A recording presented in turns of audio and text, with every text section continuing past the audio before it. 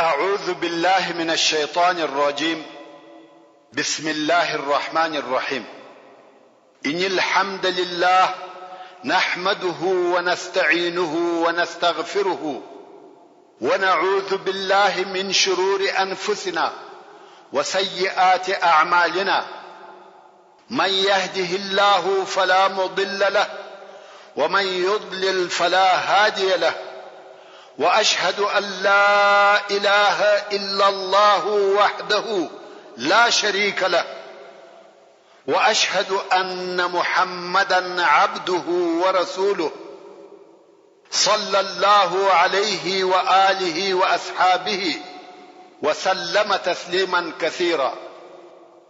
أما بعد، محترم ورونو، موږ د مکې مکرمه د فتح په واقعاتو کې هغه حالات بیانول چې رسول الله صلی الله علیه و آله وسلم د مکې مکرمه د ښځو څخه پر اسلام بیعت اخیستی، او رسول الله صلی الله علیه و آله وسلم و فرمایل: تاسو زما سره بیعت کوئ چې الله جل جلاله لره به هیڅ شی نه شریکوي.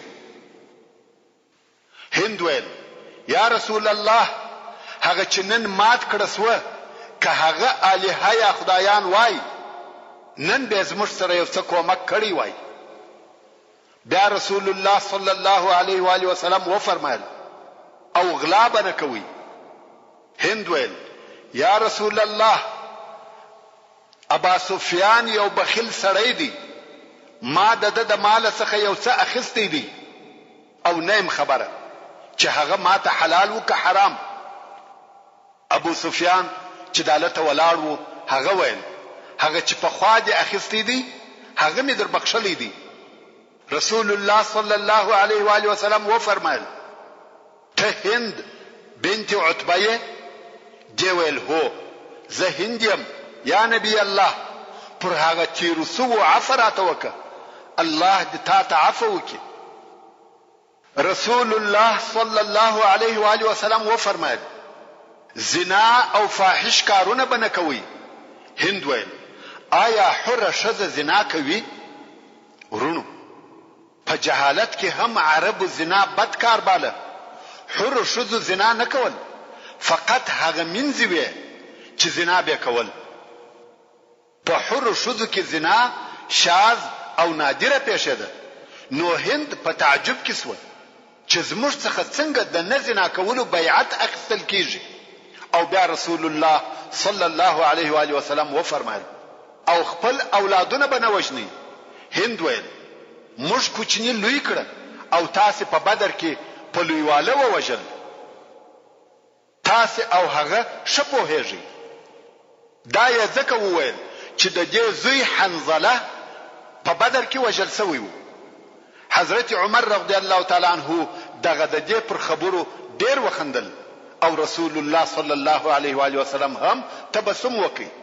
رسول الله صلی الله علیه و آله وسلم چې هر خبره کوي دا په مقابل کې یو څه وایي. بیا رسول الله صلی الله علیه و آله وسلم و فرمایل: تاسو به بهتان نه وایاست هغه چې یو څوک په بل چا پورې د عیب خبرې تړي. هند ویل: والله بهتان ډیر بد کار دی، او ته موږ نه امر کوي مگر په معقولو او شو اخلاقو. بیا رسول الله صلی الله علیه و آله وسلم و فرمایل: په شو کارو کې بزمانه فرمانی نه کوي. هند ویل: په والله موږ په دې مجلس کې نو یو کښینستلی چې موږ په زړه کې دي داوي چې موږ بستانه فرمانی کوو. یعنی موږ دلته په صدق او اخلاص راغلی یو، او دامو اراده ده چې ستا اوامر به منو. کم وخت چې هند کور ته ولاړه، هغه بت چې دوی په خپل کور کې درلودي هغه یې مات کړ او ورته ویل: موږ پتا خطا وتلیو.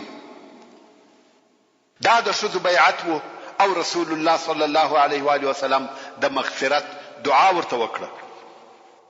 ورونو، موږ مخکې وویل چې رسول الله صلی الله علیه و آله وسلم د لسو نفرو د وژلو امر وکړي، چې په هغه جمله کې عبد الله ابن سعد ابن ابي سرح هم، او دای هغه څوک دی چې وحی لیکلی او بیا مرتد شو. دی هم په مکه مکرمه کې پټ وو، څرنګه چې عبد الله ابن ابي سرح د حضرت عثمان ابن عفان رضی الله تعالی عنہ د خاله زوی وو، نو یو عثمان رضی الله تعالی عنہ ته نفر ورولېږي چې زه په فلاني ځای کې پټ یم. عثمان رضی الله تعالی عنہ هلته ورغلی. عبد الله ورته ویل زه باید څه وکم؟ عثمان رضی الله تعالی عنہ ورته ویل رسول الله صلی الله علیه و آله وسلم ستاسو وجلو امر کړی دی. والله مسلمانان دې د کعبه شریف پر پوښو پیدا کې وژنې دي. عبد الله ویل چاره څه ده؟ ویل چاره دا ده چې مسلمان سي، بیل اسلام بل د خلاصون لار نه لري. عبد الله ویل مسلمانې جم خو تر رسول الله صلی الله علیه و آله وسلم پوری څنګه ورسم؟ عثمان رضی الله تعالی عنہ ویل ځان وپېچه، مول ووهه او درځه، زه به دې ورولم. ده هم مخ پټ کړ او د عثمان رضی الله تعالی عنہ سره رهیسو. دا خو معلومه خبره ده، کم څوک چې د عثمان رضی الله تعالی عنہ سره ملګری او رهیوي څوک کار نه پلري. څو د رسول الله صلی الله علیه و آله وسلم وخیمه ته ورسېده.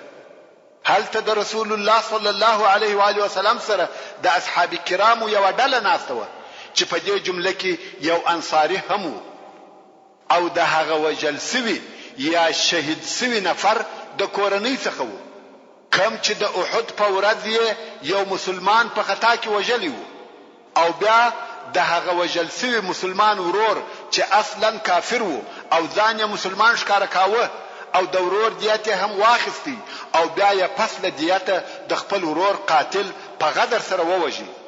نو دغه وجل سوي بلکې شهید سوي انصاری د اقرباو څخه یو نفر دلته موجود و او په عین وخت کې دا نظر هم ایښی و ک عبد الله ابن سعد ابن ابي سرح په لاس راغلی، که څه هم د کعبه شریف تر پوښو لاندې وي، په والله زه وجنم.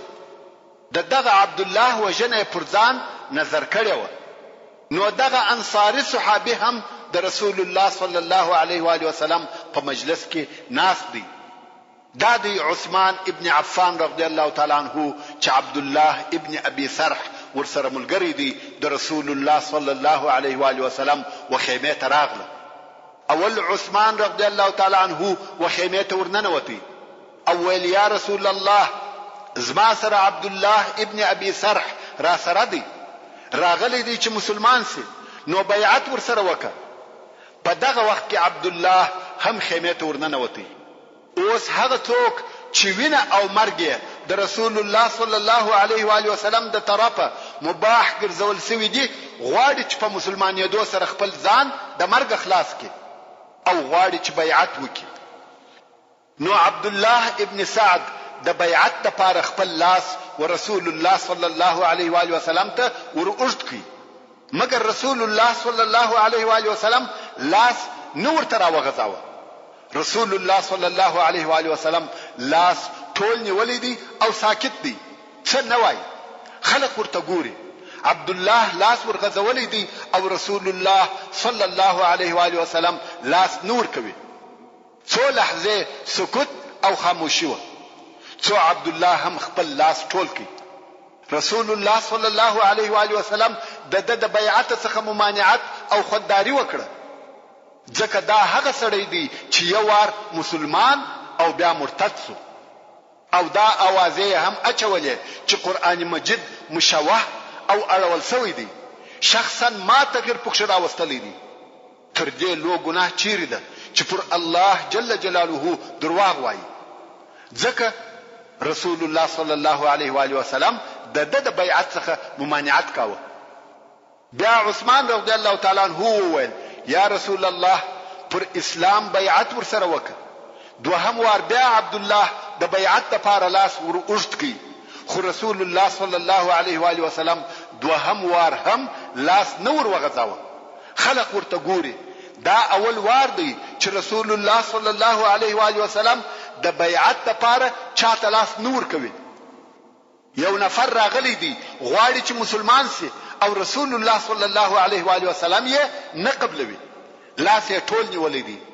په مجلس کې سکوت او خاموشي ده، هیڅوک څه نه وایي. دریم وار بیا عثمان رضی الله تعالی عنہ وویل یا رسول الله بیعت ورسره وکړه، په والله غواړي چې مسلمان سي. دریم وار بیا عبد الله لاس ور وغځاوه، بیا هم رسول الله صلی الله علیه و آله وسلم د څه وخت د پاره لاس ټول نیولی وو او بیا ورسته لاس ور وغځاوه او پر اسلام یې بیعت ورسره وکړي. نو عبد الله ابن سعد مسلمان او د وجلو څخه خلاص، اوس په امن او امان کې سو او د رسول الله صلی الله علیه و آله وسلم د خیمه څخه ووتی.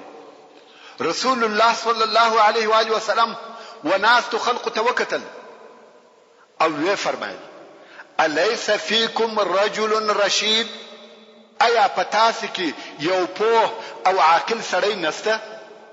کم وخت چې ما د بیعت څخه خلاص راټول کی چې ور ولاړ سوی وای او وجلې وای. بیا رسول الله صلی الله علیه و آله وسلم وهغه سړی ته وکتل چې دغه عبد الله وجلې پر ځان نظر کړی و او ویل ما د بیعت څخه ممانعت نکاوه مګر د دې د پاره چې ستا نظر پر ځای سوی وای، تا د وجل پر ځان نو نظر کړی، اوس هغه ستا په حضور او مختو او بیل امانه وو، تا ولیدم چې ما د بیعت څخه امتناع وکړه او ته نور ولاړې دې چې وی وجنه. هغه انصاری ویل یا رسول الله والله نسوم په کتا ما ته پسترګو اشاره کړې وای ما به وجلی وای. رسول الله صلی الله علیه و آله وسلم وفرمایل ما كان لنبي ان يقتل بخائنه الاعين، یعنی نبی لره دا نسته چې یو څوک دې د سترګو په اشاره ووجني. انبیاء علیهم السلام څوک د سترګو په اشاره نه وجني، د انبیاء وجل په صریح امر سره وي. نو عبد الله ابن سعد په دغه طریقه د مرګ څخه خلاص. عکرمه ابن ابي جهل چې دای هم یو د هغه لسو نفرو څخه وو چې رسول الله صلی الله علیه و آله وسلم یې د وجلو امر کړی وو، بالکل د مکه مکرمه څخه د باندې تشتیدلی وو او جدې ته ولاړ. څنګه چې جزیره العرب اوس اکثره د اسلام تر حکم او تسلط لاندې ده، نو عکرمه د پټېدو ځای نه درلودي. هلته په جده کې په یو کشتۍ کې سپور سو، غواړي چې تر جزیره العرب د باندې وتښتي. په دغه وخت کې چې عکرمه وتښتېدی، د عکرمه ښځې ایمان راوړي او مسلمانه سوه.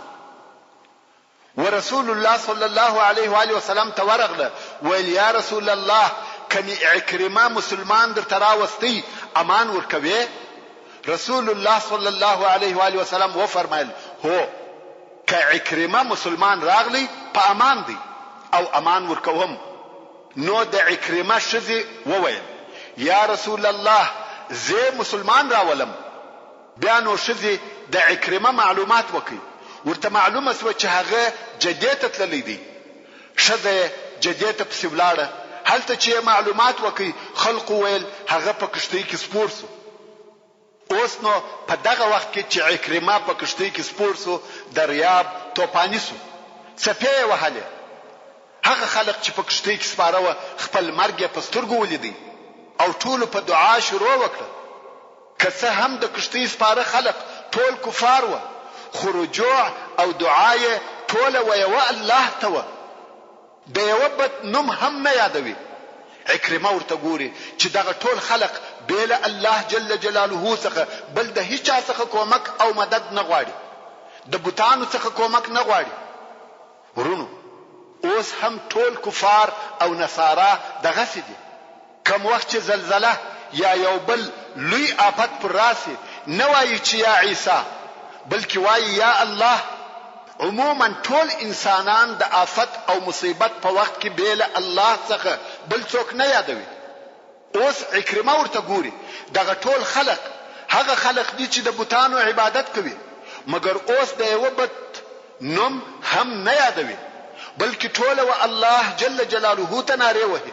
نو یې د ځان سره وویل هغه چې په بحر او دریاب کې نجات ورکوي، په وچه کې هم هغه ذات رب او نجات ورکوونکی دی. نو یې اسلام وزړه ته لار وکړه. کوم وخت چې دریاب آرام سو، ویل ما بیرته ساحل ته بوزي او کښته میکي. عکرمه یې بیرته جدې ته راوستی او کښته یې کړي. په جده کې خپل ښځه ولیده، ویل څنګه راغلی ښځې ورته وویل که رسول الله صلی الله علیه و آله وسلم ته مسلمان ورغلی هغه امان درکوي. ده ویل والله زما زړه ته هم ایمان ننوتلی دی. نو عکرمه بیرته مکې مکرمې ته راغلی او مسلمان سو.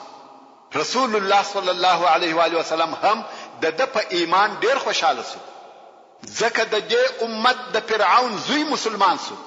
دا د عکرمه رضی الله تعالی عنه د اسلام قصه وه. د صفوان ابن امیه اسلام ورون که څه هم صفوان ابن امیه د هغو کسانو څخه نه و چې رسول الله صلی الله علیه و آله وسلم دې د ده د وژلو امر کړی وي، خو بیا هم دی په دې صفت چې د قریشو د مشرانو څخه یو مشر و پر خپل ځان وبېرېدی او د مکې مکرمې څخه وتښتېدی.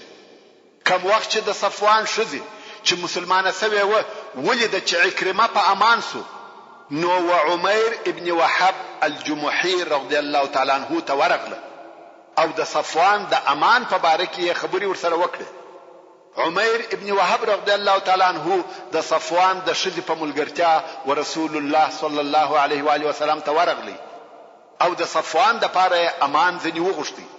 رسول الله صلی الله علیه و آله وسلم وفرمایل هو که صفوان مسلمان سو امان ورکوم. دوی ویل یا رسول الله صفوان د ضد او عناد خاوند دی، که مسلمان نسی امان ورکوي؟ ویل هو را دي سي 4 میاشتې امان ورکوم. عمیر ابن وهب رضی الله تعالی عنه ویل یا رسول الله د صفوان د امان د پاره یو علامه راکه چې دی په قانع کم. رسول الله صلی الله علیه و آله وسلم خپل مبارکه لنګوټه یا پټکی هغه چې د مکې مکرمې د فتح په ورځ یې تړلی و ورکړي. ویل دا زمان د امان علامه ده. عمیر ابن وهب رضی الله تعالی عنه پسې ولاړی. صفوان یې هم په جده کې پیدا کړي چې د ده هم دا اراده وه چې په کښتۍ کې سپور سي او یمن ته ولاړ سي.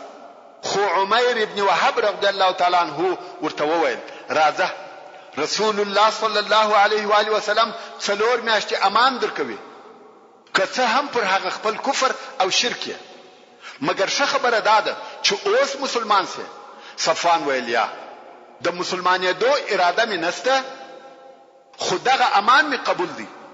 نو صفوان پر هغه خپل شرک وو او د رسول الله صلی الله علیه و آله وسلم د امان په سبب مکې مکرمې ته راغلی او رسول الله صلی الله علیه و آله وسلم ته وویل ما ته 2 میاشتې وخت راکړه چې د اسلام په باره کې فکر وکم.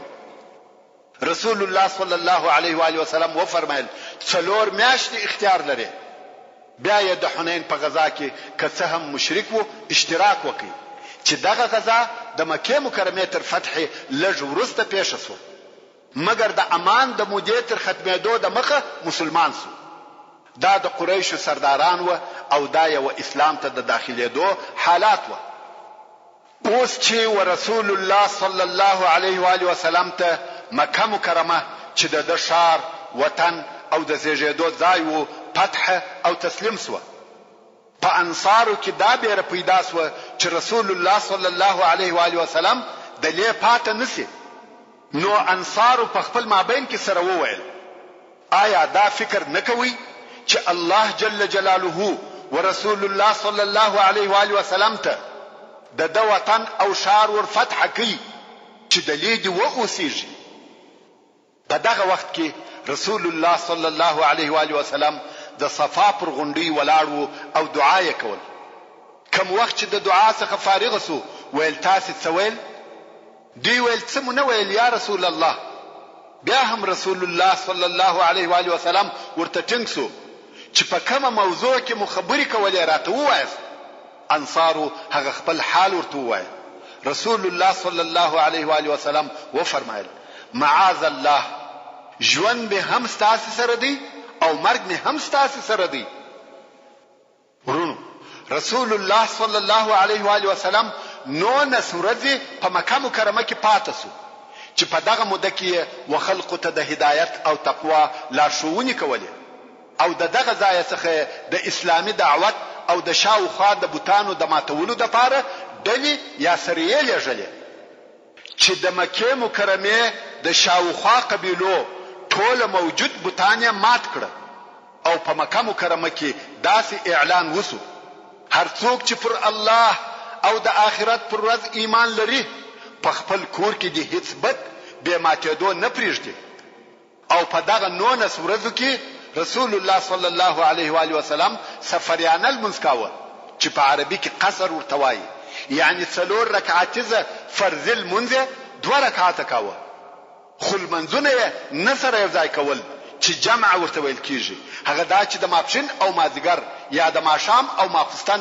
لمونځ سره یو ځای کی نو رسول الله صلی الله علیه و آله وسلم لمونځ قصر کاوه خو جمع نه ده کړی کوم وخت چې رسول الله صلی الله علیه و آله وسلم دغه 19 ورځو په جریان کې د مکه مکرمه د فتح څخه فارغ او مطمئن سو نو یې دغه ځای څخه د مکه مکرمه د شاوخوا او قبیلو ته سریه یا ټولیان لیږلې چې د هغو بوتان ورونړوي او اسلام ته دعوت کوي چې اوس به دغه سریو حالات په ترتیب سره درته بیان سي اول د هجرت د اتم کال د روزې د میاشتې پر 15مه رسول الله صلی الله علیه و آله وسلم خالد ابن ولید رضی الله تعالی عنه د 10 نفر سپرو په ملګرتیا د هغه بت د ماتولو او نړولو د پاره ولېږي چې د عزا په نامه سره یادېدی او په هغه ځای کې وو چې نخله ورته ویل کېده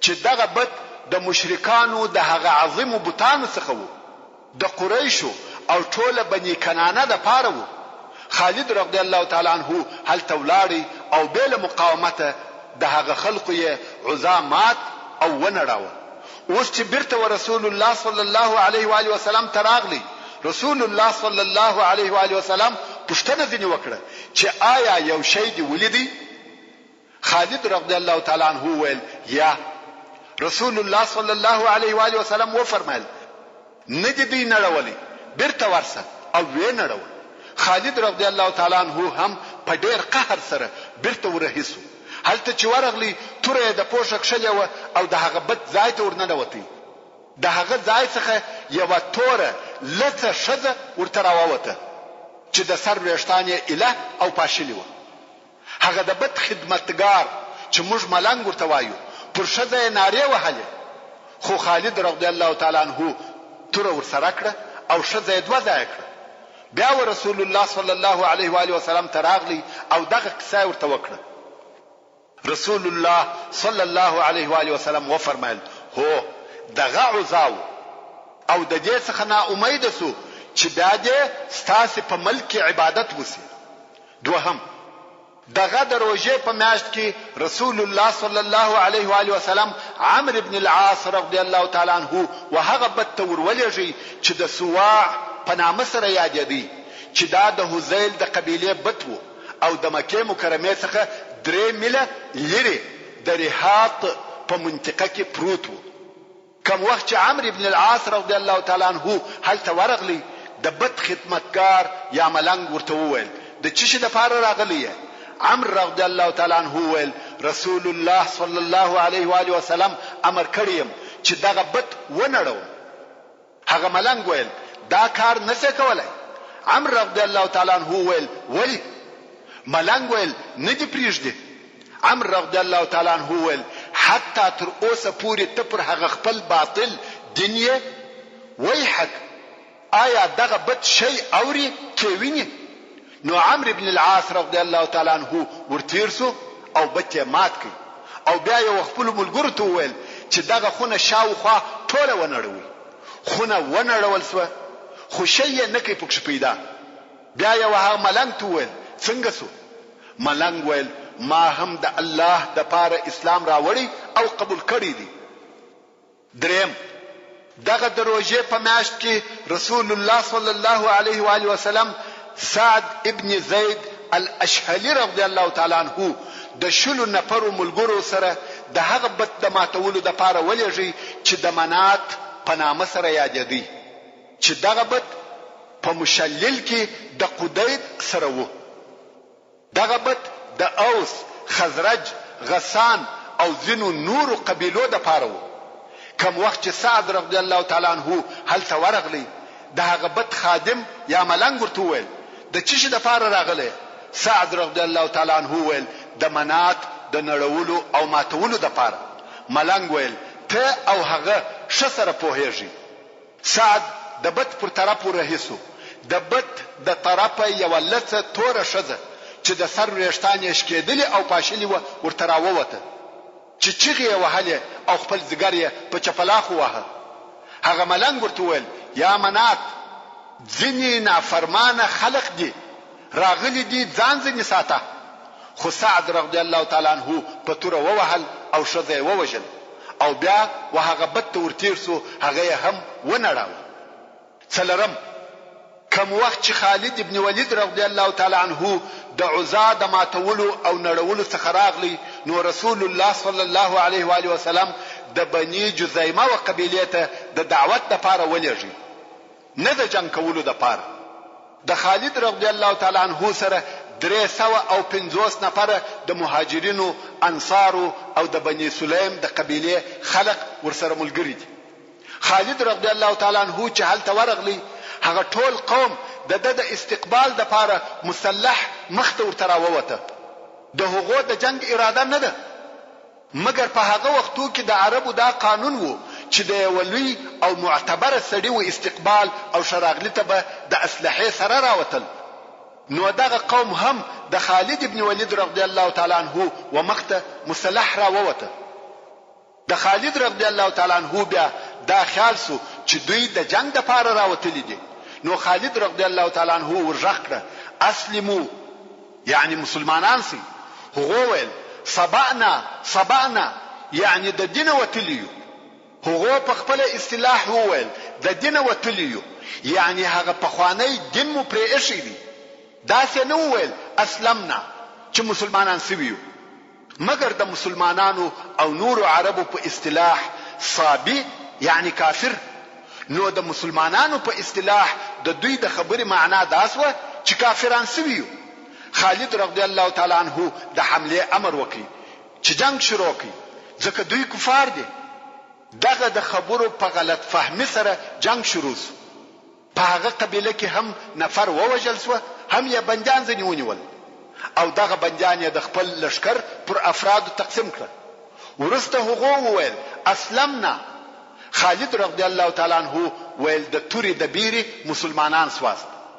پښپا کې خالد رضی الله تعالی عنہ امر وکړي چې دغه در سره بندیان هم ووجني ځکه د په خیال کفار دي.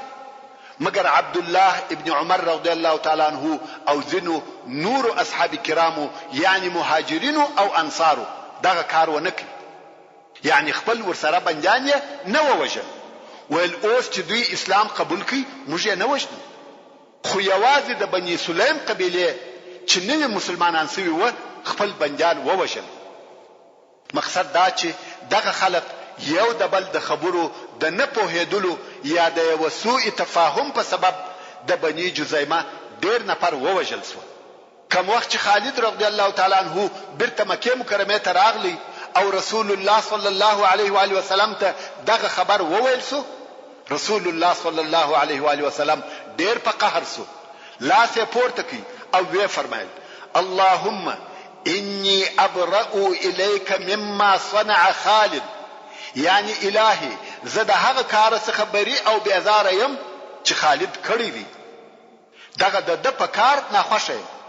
دوه واره دغه جمله تکرار کړه او بیا یې وفرمایل ان فی سیف خالد لرهقا بشکه چې د خالد په توره کې وینه تویدسته یعنی دای پر قتل او وجنه دلاوري لري. مگر څنګه چې په دې مسأله کې شبهه او خطا موجوده و هغه د الفاظو او اصطلاحاتو د اختلاف او نه پوهېدو په سبب بیا هم رسول الله صلی الله علیه و آله وسلم وخالد رضی الله تعالی عنہ ته عفو وکړه جزا یې ورنکړه. ځکه په دغه حال کې د دواړو خبرو احتمال موجود وو یا دا چې مسلمانان سو یا دا چې د جنگ د پاره راوتلی و. خو بیا هم دغه موضوع په باره کې د خالد ابن ولید رضی الله تعالی عنہ او عبد الرحمن ابن عوف رضی الله تعالی عنہ په مابین کې د شر خبرې سره رد او بدل شوه. دا حال ورسول الله صلی الله علیه و آله وسلم ته ورسېدی. رسول الله صلی الله علیه و آله وسلم و خالد ابن ولید ته وفرمایل یا خالد احتیاط کوه زما په اصحابو کار ملره په والله که د احد غر د سرو زرو سی او ستاوي او تی بیا د الله جل جلاله په لار کې مصرف کې زما د اصحابو هغه یو د سهار د تګ یا د شپې د تګ درجه او ثواب به نکي حاصل. یعنی دوی چې هغه د ضعف او مسکنت په حال کې د جهاد د پاره په سهار یا ماښام کې یو تګ کړی دی د هغه ثواب نسي حاصله ولای هغه نور کارونه خو یې پرېږده. ورونو دغه خبره زموږ او تاسو ټول د پاره لوی درس او تعلیم دی. موږ او تاسو د صحابه کرامو سره باید څونه ادب او احترام ولرو. که څه هم خالد ابن ولید رضی الله تعالی عنہ په خپل صحابي دی سيف من سيوف الله جهاد او غزاوی تاسو ته در معلومی دي مگر د هغه سابقون الاولون و درجه ته نصر رسیدلای. نو موږ او تاسو باید څه وکړو؟ ورونو دغه د مکه مکرمه د فتح غزاوه دغه هغه فیصله کوونکی جنگ وو چې په جزیره العرب کې د کفر رئیسانو او رهبرانو ماته وخوړه. قریش هغه قوم وو چې همیشه به د رسول الله صلی الله علیه و آله وسلم سره عناد او دشمنی کول. دوی هغه څوک وو چې د عربو نوري قبیله د اسلام د قبلولو څخه منع کوله. رسول الله صلی الله علیه و آله وسلم په داسې ډول سره مکه مکرمه فتح کړه چې قریشو د هغې د فتح کولو هیڅ فکر نکاوه. دا هم د الله جل جلاله فضل او کرم وو چې دغه فتح بیل وجنی او ویني تویولو سرته ورسېده. رسول الله صلی الله علیه و آله وسلم په امن او سلامتیا مکه مکرمه ته داخل سو. دا هغه عظیمه فتح ده چې په جزیره العرب کې د بت پرستی اساس او ریشه وروکشه او د هغه د پاتې کېدو د پاره هیڅ امید نسو پاته. په صورت عموم سره د جزیره العرب ټول قبیلو د دې انتظار کاوه چې دغه جنگ څخه چې د مسلمانانو او بت پرستانو په مابین کې د ډیره وخت څخه شروع شوی دی څه نتیجه راوځي او څوک کامیاب کیږي. دغه قبیلو دا یقین او عقیده و چې پر حرم هغه څوک کامیاب کېدلای شي چې پر حق وي او دغه عقیده بیا ډیره هغه څه ورتایید کړي او تایید کړي و چې نیم قرن د مخه د اصحاب الفیل او دغه حرم په مابین کې پیښ شو. نو د حدیبیه صلح دغه لوی فتح د پاره مقدمه او توطئه و. په هغه صلح سره خلق په امان شو. جنو د دینو نور سره خبرې کولای شوای او دلایل یې ویلای شوای. هغه کسان چې په مکه مکرمه کې و او خپل دین یې پټاوه هغه وکولای شوای چې خپل دین ښکارا کړي او خلق ورته را دعوت کړي او پر خپل دین دلایل وایي. د هغې صلح په واسطه ډېر انسانان و اسلام ته داخل شو. تاسو ولید چې په تیرو ټولو غزاو کې د مسلمانانو شمیر تر 3000 نفر نه دی زیات شوی مګر په دغه غزا کې 10,000 نفر مسلمانان سره یو ځای شو او دغه فیصله کوونکی غزا د خلقو سترګې ورخلاص کړي.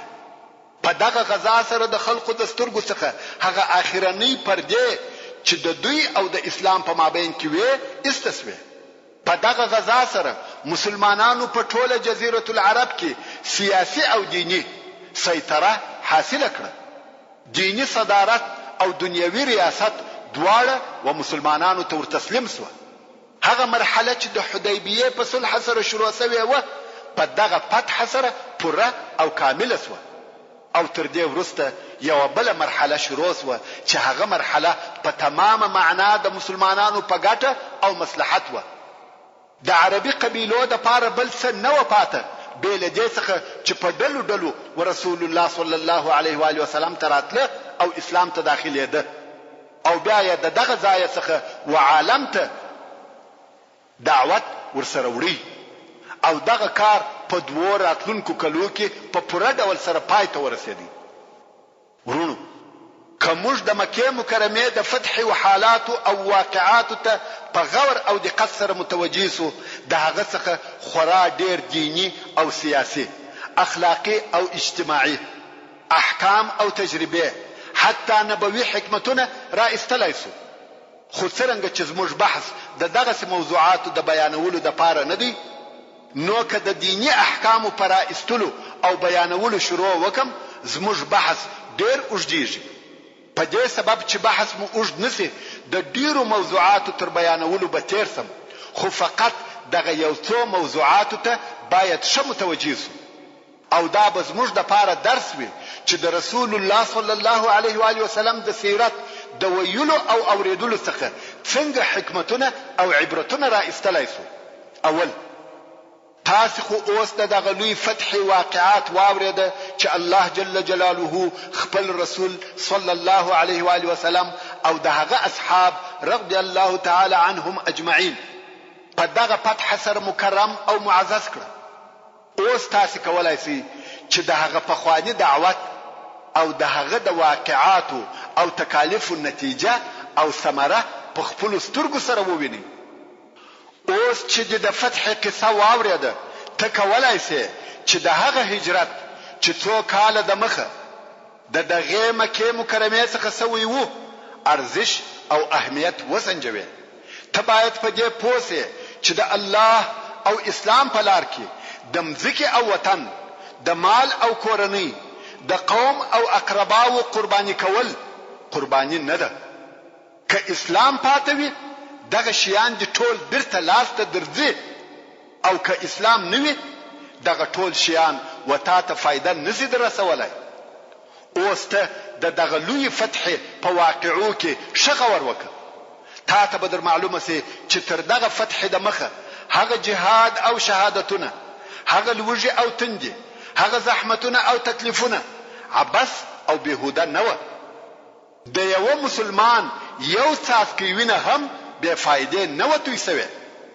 مسلمانانو چې په هغه خپل سفرو او جنگو کې کم تکالیف زغملی و، هغه ټول د دوی د پاره د دوی په بانکي حساب کې جمع کېده.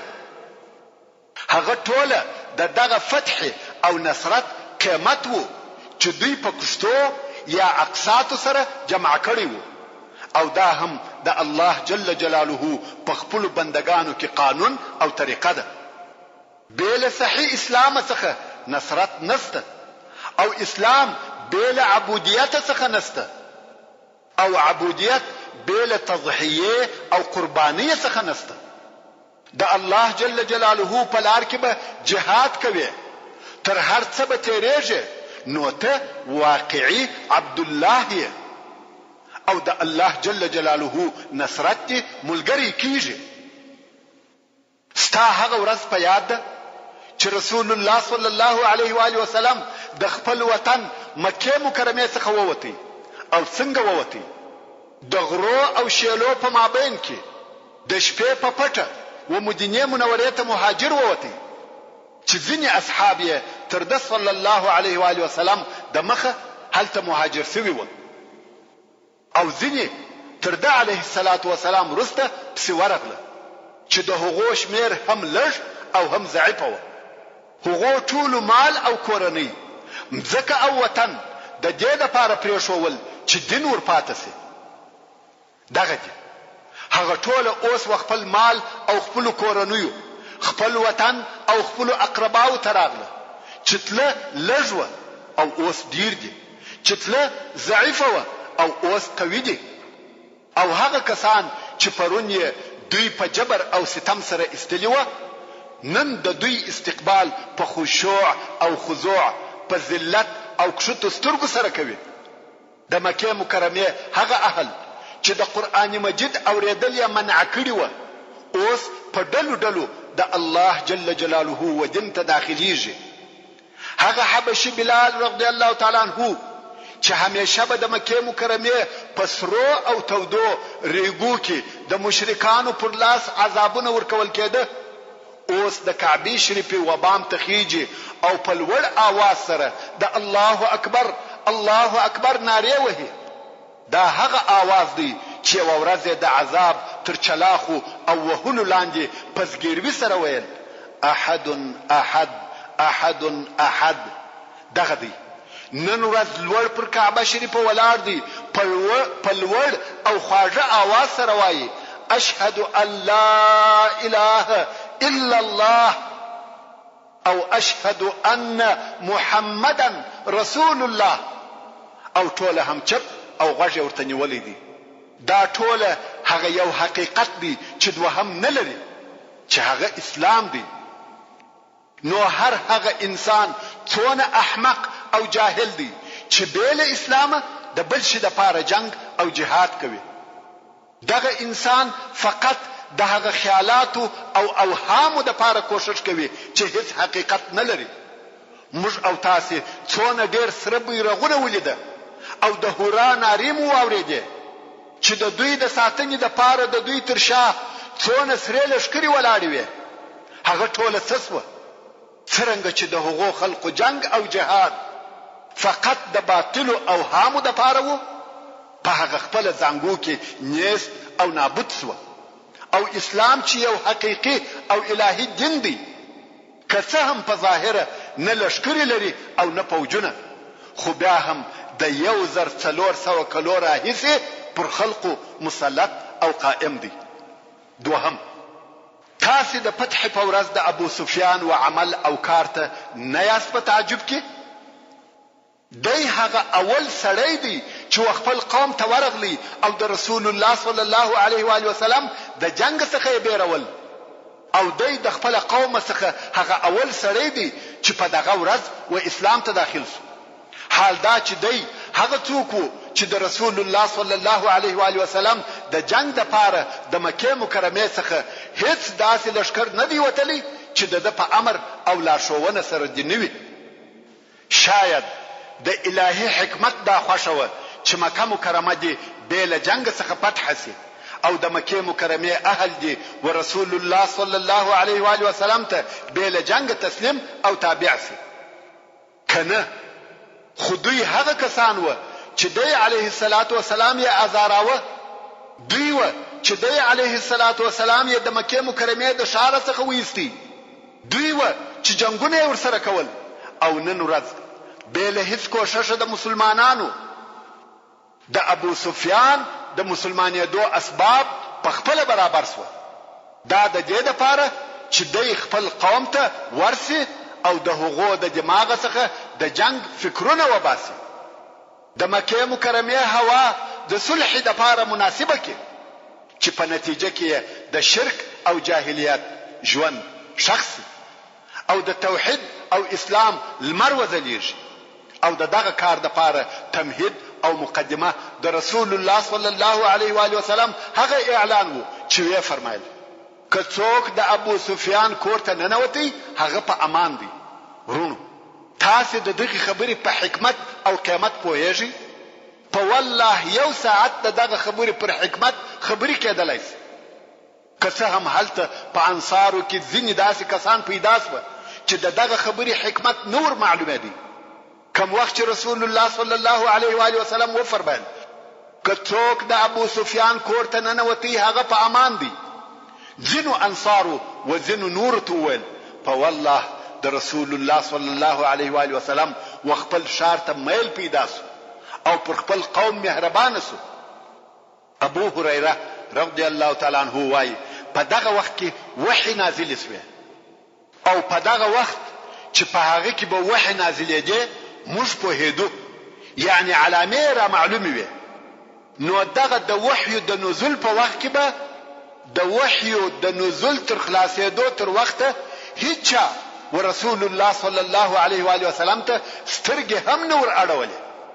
کوم وخت چې د وحی نزول پای ته ورسېدی رسول الله صلی الله علیه و آله وسلم وفرمایل یا معشر الانصار، هغه ویل لبیک یا رسول الله. ویل تاسو وویل چې د رسول الله صلی الله علیه و آله وسلم خپل شار ته میل پیدا شو. هغه ویل هو داسې پیښه شوه. رسول الله صلی الله علیه و آله وسلم وفرمایل هیڅ کله داسې نه ده، زه د الله بنده او د الله رسول یم. ما و الله او تاسو ته هجرت تر کړی دی، ژوند به مې هم تاسو سره وي او مرګ به مې هم تاسو سره وي. انصارو په ژړا ژړا ورسول الله صلی الله علیه و آله وسلم ته وویل په والله موږ دا خبره نه ده کړې مګر د دې لپاره چې الله او رسول الله زموږ سره وي. ورونو، دغه د ایمان او اسلام فرق دی. اسلام هغه دی چې په ظاهره مسلمان وي لکه اوس چې ابو سفیان مسلمان سو، او ایمان دغه دی چې د انصارو په زړه کې وو چې پر رسول الله صلی الله علیه و آله وسلم حرص و او په مکه مکرمه کې د علیه الصلاۃ والسلام پاتې کېده نه غوښته. دریم د رسول الله صلی الله علیه و آله وسلم د حکمتو څخه یو داو، پس له هغه څخه چې ابو سفیان خپل اسلام اعلان کړ، رسول الله صلی الله علیه و آله وسلم عباس رضی الله تعالی عنه امر کوي چې د هغه تنګي په خله کې ودروي چې هلته د رسول الله صلی الله علیه و آله وسلم لشکري تیریږي. دا د دې لپاره چې ابو سفیان یې په خپل سترګو وویني چې د اسلام قوت و کومې درجه ته رسیدلی دی او د هغه لږو پاشلو او ضعیف مهاجرو حال و کم حالت ته اوښتی دی. محترم ورونو، زموږ د بحث پاتې حسابه ان شاء الله تعالی پراتونکو کې واوري. سبحان ربك رب العزة عما يصفون وسلام على المرسلين والحمد لله رب العالمين. تعلیم الاسلام رادیو ستاسو د ذهنونو روښانه کوونکی. تشرب من وحي الرحمن 9.9 FM